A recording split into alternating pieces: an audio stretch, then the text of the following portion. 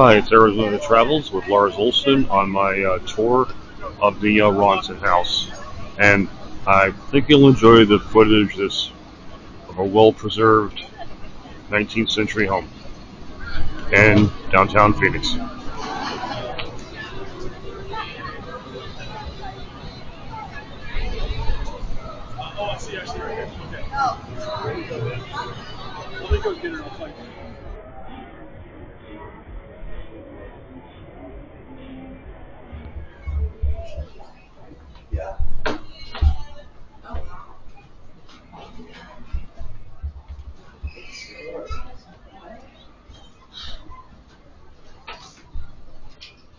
Now, so therefore, had to be very grand and luxurious to really give off that huge first impression. Now, like I was saying, the home was built in 1895, and what it was very technologically advanced for its time. So it had indoors plumbing, which gave them a bathroom upstairs and hot and cold running water, and they also had electricity, which gave them all these lights on top of an indoors telephone. The home only took 6 months to build, and the reason why it was such a short time is that the railroad was built throughout Phoenix about a decade before. Floors are parquet floors.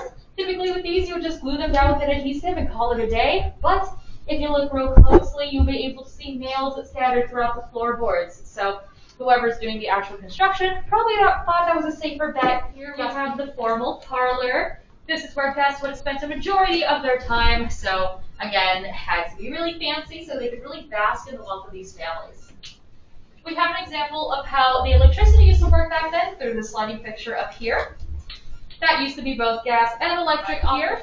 This is Roland Lee Rosson and Flora Murray Rosson. Now Roland was originally from Virginia, grew up and became a doctor there. Only took him 2 years, was a total of 4 classes, so it was a lot easier back then. With that doctorate, he dishonorably discharged for quote-unquote misconduct unbecoming of a gentleman. Now, despite the discharge, he didn't go back home. So, for example, these transom windows up here, that red color is not practical. To get that, you need to melt down gold flakes into the glass. So, a lot of pricey things that added up. On top of that, Dr. Rosson here is very big into politics. He originally served as the county coroner, ran for sheriff, did them on that board over there. Aaron and Carrie are the husband and wife, and in their arms are their daughters Selma and Hazel. The Goldbergs were a very prominent Jewish family here in the city. They got their fortune primarily through their men and boys clothing store, which was also just called the Goldbergs. We have a better picture of Selma and Hazel in this corner over here, posing all adorably for the camera. Now, the Higleys were the third family to live here from 1904 to 1914. S.W. Higley got his fortune originally through the railroad business and then later through the newspaper industry. He's the one who bought up the Arizona Republican newspaper, renamed it the Arizona Republic, and that is still an ongoing publication. Now, since the Higleys were such a big name in town, that people was a woman in Charlotte Hall who was the first woman to serve on the Arizona lovely pocket doors. Now, since these were walled in, that actually helped preserve the doors. Sit back and relax, or maybe where you would want to gather all the house plants. The windows on every side allowed sunlight to come through every angle, so both people and plants could bask in it without actually having to go outdoors. In the middle there is a bird cage. Birds were very popular pets back then. Now, this clock is not original to the house, but it is the oldest item we have in our collection. It's from the year 18 of all places. And it does original and technically the only piece of furniture that the Rossons left behind. What's the story of that paper cutout? It was just traditional, like, easy Christmas decorations. So here we have the kitchen. Pretty small, could have been bigger, and also the main source for all their hot water. On the wall kind of opposite of me over here, service. So she was for sure documented to have been here.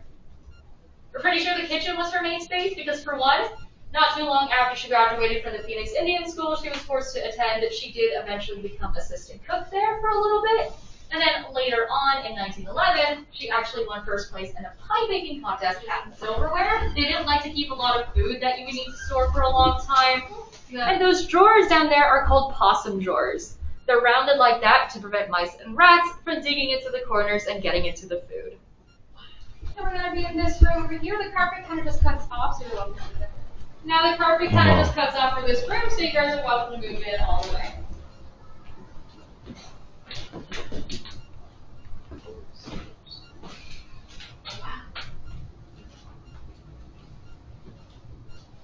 Okay. So, here Rosson was a doctor, so whenever he had the time, he would occasionally see patients in the house. They come in through here, which looks like a window and functions like a window, but it's actually called a give door.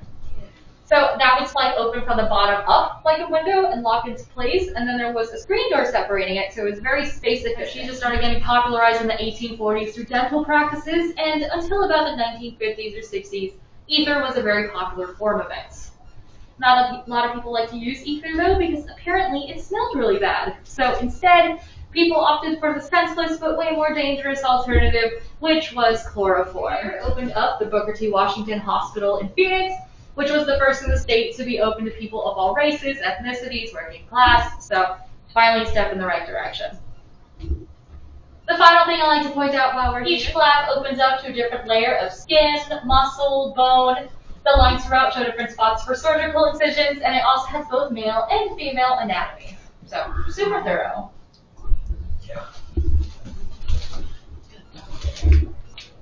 Okay. The restoration team found a little closet, and when they opened it up, they found on the walls a bunch of drawings that were done in crayon. Chester or Chet Goldberg, he was the youngest kid of the family and also the only kid to have been born in the house. Final piece of original work we have is the lovely tapestry behind us. So that belonged to the Higleys and was rumored to have possibly been purchased at the Chicago World Fair. Once it went up, never came back down, so somehow, with all these changes of people moving in and out, it managed to survive with very minimal damage. So here we have the sewing room. We know that that's what it served as because in that 80s interview with J.J. Higley, she mentioned she remembered her mom doing all the sewing up here thanks to the sunlight that would come in through these turret windows.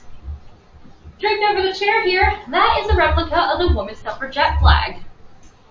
As you may have noticed with me mentioning the Married Women's Property Act and Charlotte Hall's time in the government, Arizona was decently progressive as far as women's rights were concerned. This trend continued because only a couple months after we first became a state in February 1912, we actually passed a law that allowed white women to start voting, which was 8 years before the 19th Amendment was passed nationwide. So that means that JJ's mom, Jessie Howe, was actually living in the house when she was able to go out and register. We have a copy of her voter's registration right here, along with the matriarch of the final family, Frankie Gambles. Now, that measurement you needed, ironically, a little more advanced than some modern dress forms. And then, last but not least, we have some examples of fancy work, which was essentially high-class women arts and crafts. Our main two examples are going to be on the wall right. Does anyone want to guess what that wreath is made out of surrounding the woman? Human hair. Correct. So, in this instance, it was done as a memento mori to pay respect. As you can see, it is in great condition, so whoever was gifted it probably just kept it as a gift to the side and didn't actually use it. Questions? Did they All right. So here we have the primary bedroom. We know that this is where Roland and Flora Rosson slept, thanks to the doorbell on this wall over here, the one that led directly from the doctor's office. Now, as you know, too. Now, despite the house having been built with electricity, outlets had yet to be invented, so if they wanted to use that, they would have had to unscrew a light for all of the heavy wools and linens. Winter clothes you'd only take out about once a year, so for the rest of the year it was nice and out of the way, but also protected because that wood is kind of just figuring out each and every way they could utilize it. So corner sinks were pretty popular back then. And also, given that turn of the 20th century, okay. So here we have the nursery. Naturally, this is where the infants and toddlers would have slept. Has 3 different entrances, so if the baby starts crying, someone from any side of the house, including the parents right next door, could come rushing up to their aid. And then I think we could all scoot a little closer just so we can protect it from things like mosquitoes, scorpions, anything that might try to hurt them in the middle of the night. So that kept them nice and safe. However, the little cannonballs in that wagon over there are not glued in, so really easy to choke on. And then I'm going to go ahead and pass this guy around thinking he could kick it into the goal. So as you'll see, it's pretty heavy and the corners are a little sharp. So these were definitely made more to make sure that the toy itself is at the front steps of the porch over here. And then in this picture, we have JJ Higley herself, so finally able to put a face to the name. She is with her brother James and their pet deer, whose name was Bunny. Now, as you can see from this list, both the Gambles and the Higleys had a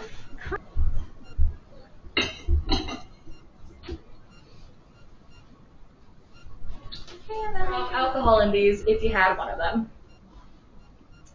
Now, even though the government wanted this, not a lot of other people did, and that included the final family that lived here, the Gambles, because lo and behold, Billy Gamble just so happened to be a saloon owner. So him and his family moved into the house in the U.S. to pass Prohibition, ironically very early, especially if we're expected to know how to play at least 2 instruments, so whenever they had guests over, they always liked to play for them to show off what they had. So this is just a stethoscope that they changed the adapter at the end to be able to plug into the phonograph, but this was a fully patented product, so super innovative for its time. Like a casual parlor. So this is the kind of room where all the adults would have hung out in. Maybe they would have listened to some music on the Edison phonograph over here. A horn of that size was perfect for this kind of room, but if they were in a bigger room, they'd use the bigger horn down there. They could also listen to that one-on-one without disturbing and talking to you guys from down here. So that room in the back is the first, only next door. Back then, it was also common for families to all use the same. The porches were walled in to make happening. The house couldn't really handle that, which is what made it start to deteriorate. By the 70s, the condition of the place, and it was mainly people on Social Security and disability staying here. Now, like I said, it was Mayor Driggs who kickstarted the restoration. He got a grant from the city to help out with it, and then with the remaining money from that grant, he gave it.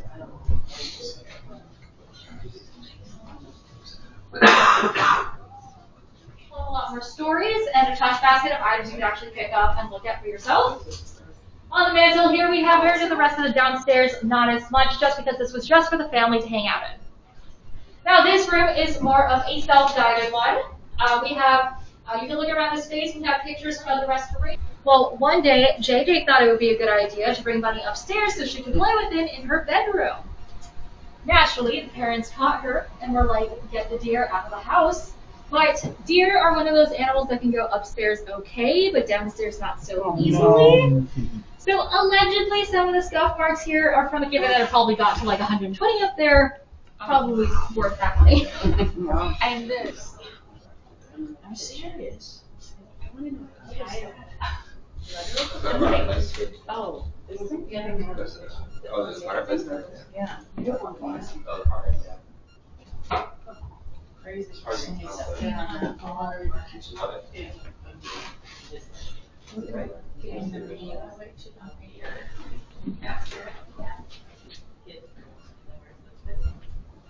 Here, the